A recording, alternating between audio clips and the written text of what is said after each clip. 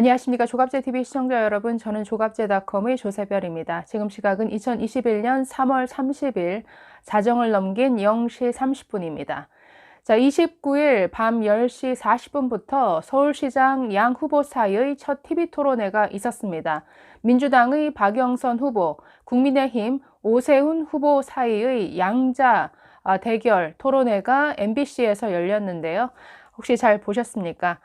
네, 100분간 이어진 토론에 감상평을 말씀드리면 국민의힘 오세훈 후보의 압승으로 보였습니다. 네, 오세훈 후보는 원래 참 토론을 잘하는 후보죠. 이날 토론회에서도 오세훈 후보의 그런 노련함이 굉장히 돋보인 이런 시간이었습니다.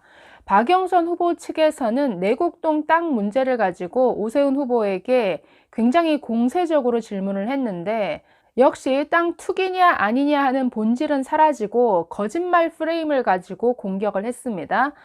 그래서 왜 그때는 몰랐다고 했느냐, 왜 거짓말 하느냐, 왜 말을 바꾸느냐, 이런 인신공격성 발언도 굉장히 많았고, 나아가서는 MB를 닮아도 너무 닮았다 하는 발언까지 했었는데요. 이런 공격에 대해서 오세훈 후보가 굉장히 노련하게 잘 받아쳤습니다. 게다가 오세훈 후보는 서울시장으로 6년 재임한 경력이 있습니다. 현장이나 실무에 굉장히 밝은 분이시죠. 그러다 보니까 각 사업이 추진되는 과정이라든가 예산을 확보하는 그런 과정, 또 한정된 예산을 가지고 어떤 사업에 우선적으로 예산을 투입해야 되는지 이런 것에 대한 경험과 지식이 있는 분이죠. 이걸 가지고 박영선 후보의 공약이 가진 그 허점에 대해서 굉장히 구체적으로 따져 물었습니다.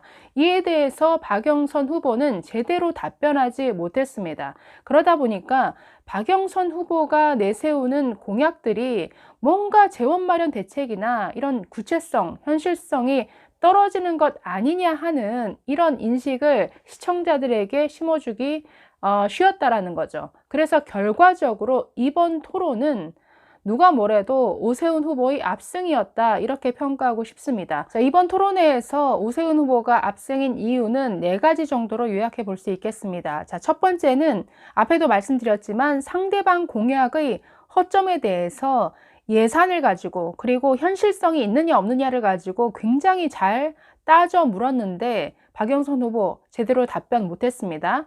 자, 두 번째는 순간순간 오세훈 후보의 순발력이 굉장히 뛰어났습니다. 그리고 비유를 아주 적절히 사용했는데요. 조금 이따 설명드리겠습니다.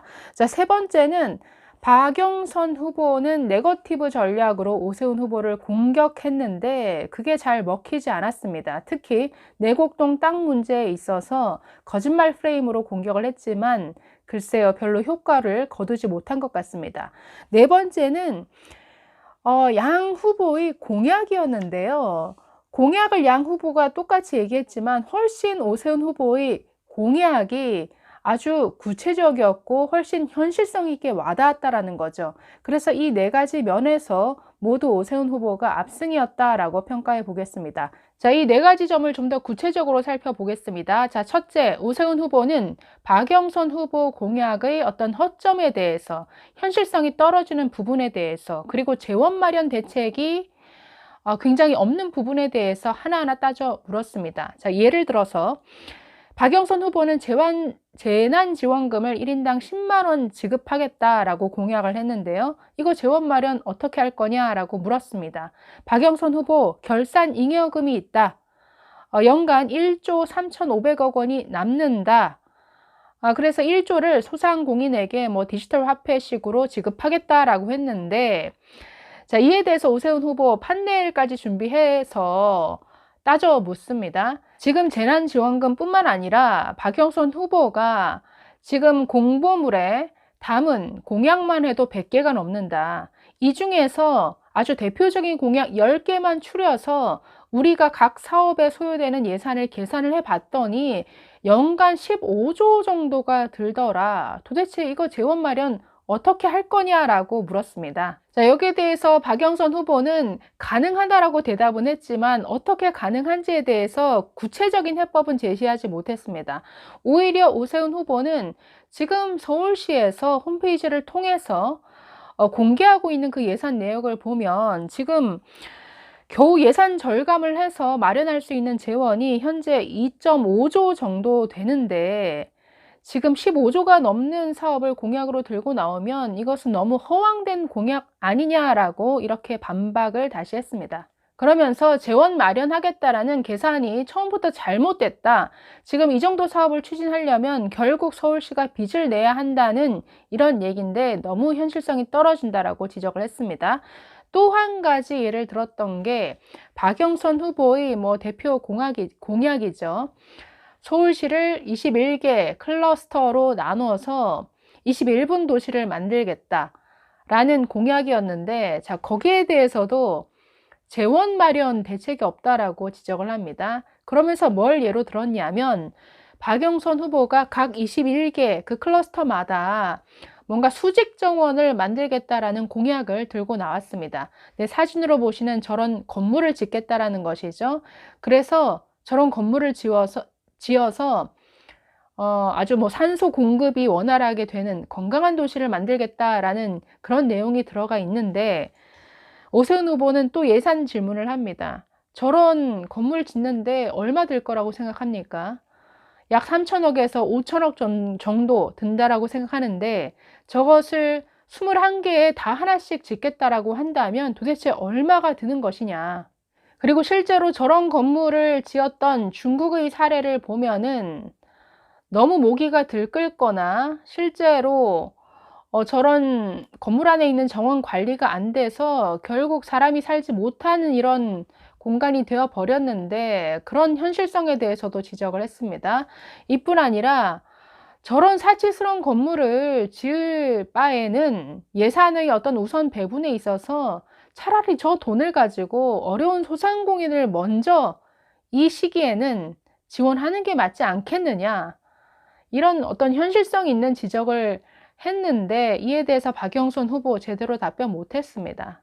자, 두 번째는 오세훈 후보의 굉장히 재치 있는 순발력 있는 답변이 돋보였는데, 자, 먼저는 이 보궐선거가 뭐에서 시작됐는지를 상대 후보에게 다시 상기시켰습니다. 박원순 전 시장의 성추행 사건. 자, 이에 대해서 박영선 후보는 다시 한번 사과를 했습니다. 자, 그런데 이에 대해서 박영선 후보가 아니 계속 여성 비하를 얘기하고 2차 가해를 얘기하는데 그렇다면 국민의힘에서는 고민정 후보를 가리켜서 후궁이라고 발언한 조수진 의원을 왜 캠프 대변인으로 쓰느냐 이렇게 공격을 했는데, 자, 여기에 대해서 오세훈 후보 이렇게 말합니다. 후궁 발언은 국회의원 한 개인에 대한 공격이지만 민주당의 2차 가해성 발언은 대한민국 모든 딸들에 대한 공격이다라고 이렇게 답변했습니다. 이것은 굉장히 재치 넘치는 답변이고 참 순발력이 굉장히 뛰어난 것이죠. 이것은 굉장히 돋보이는 발언 중 하나였습니다. 자, 이뿐 아니라 자, 똑같이 보궐선거가 2011년도에도 있었고 이번에도 있습니다. 당시 무상급식과 관련해서 오세훈 후보가 서울시장직을 걸었죠. 그런데 박영선 후보가 이걸 가지고 그때도 보궐선거고 지금도 보궐선거인데 역시나 똑같이 무책임한 것 아니냐라고 이런 식의 질문을 합니다. 네, 이에 대해서 오세훈 후보 굉장히 기가 막혀 하면서 아니 성추행으로 인한 보궐선거를 그때 보궐선거와 지금 같은 선상에 놓고 비교하는 것이냐라고 이렇게 반박했습니다. 자, 세 번째는 박영선 후보가 네거티브 전략을 가지고 내곡동 땅 문제에 대해서 집중 공격을 했습니다. 자, 그런데 사실은 그 의도가 너무나 엿보였고 오세훈 후보를 뭔가 거짓말쟁이, 말 바꾸는 사람, 이런 사람으로 만들기 위해서 굉장히 인신공격성 발언까지 서슴지 않았는데 이에 대해서 오세훈 후보 잘 넘어갔다라고 생각을 합니다. 즉 박영선 후보의 어떤 공격이 그닥 먹히지 않았다라는 거죠. 사실 내곡동 땅 문제는 전혀 문제될 게 없는 단순한 문제죠. 내가 돈 주고 산, 투기 목적을 가지고 돈 주고 산 땅이 아닙니다. 상속받은 땅입니다. 그리고 정부에 의해서 강제 수용당했습니다. 내 의지와는 상관없이 강제 수용당했고, 그리고 강제 수용당한 그 보상비도 시가에 비해서 싼 값으로 보상을 받았다라는 것이죠.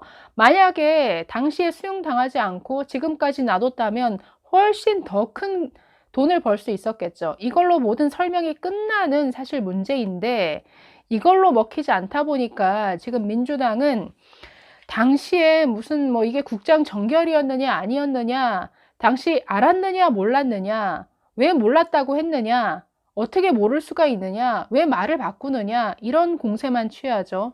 이제는 그것도 모자라서 뭐 당시 강제 수용 당하기 전에 뭐 측량을 했다던데, 측량 현장에 오세훈 후보가 왔다더라, 알았던 거 아니냐, 아주 중요하지 않은 문제를 가지고 부동산 투기가 아니라 이것을 거짓말 프레임으로 지금 옮겨서 공격을 하는데 별로 효과는 없는 것 같습니다. 자, 마지막 네 번째는 양 후보가 모두 각자의 공약에 대해서 열심히 설명했지만 오세훈 후보가 제시하는 공약이 훨씬 현실성 있게 다가왔습니다. 자, 예를 들어서 강북과 강남의 균형 발전에 대한 방안을 물었습니다.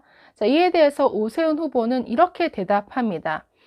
네 가지가 필요하다고 생각한다. 첫 번째, 주거 격차를 해소해야 되고, 두 번째, 교통 격차를 해소해야 되고, 세 번째는 교육 격차, 그리고 네 번째는 예산 격차를 해소하겠다라고 이렇게 아주 압축적으로 설명합니다. 또 교육 격차와 관련해서도 저는 이게 굉장히 와 닿았는데요. 지금 보면 강남과 강북 사이에 교육 격차가 분명히 있죠. 학교와 또 선생님에 따라서 굉장히 어떤 수준의 차이가 납니다. 자, 이것을 해소하기 위해서 강남의 인강, 즉 인터넷 강의를 벤치마킹해서 학년별로 온라인 교육 플랫폼을 만들겠다라고 이렇게 설명했습니다. 물론 짧은 시간에 주어진 설명이었는데 훨씬 오세훈 후보의 것이 와닿았습니다. 자, 박영선 후보는 이에 대해서 아까도 말씀드린 21개 클러스터를 만들어서 21분 도시를 만들겠다.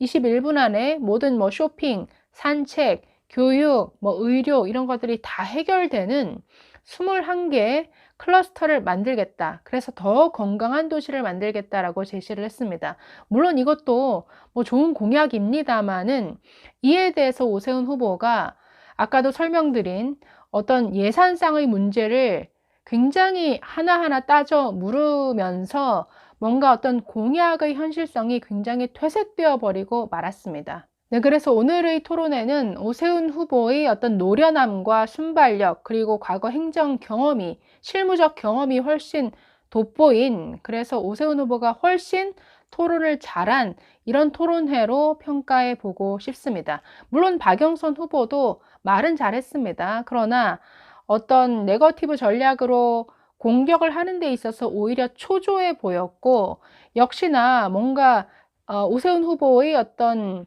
구체적인 질문에 제대로 답변하지 못함으로써 뭔가 자신의 공약이 빛을 발하는 이런 결과를 낳았던 것 같습니다. 네, 앞으로 몇 번의 토론에 더 남은 것으로 알고 있는데 또 계속 한번 지켜보도록 하겠습니다. 감사합니다.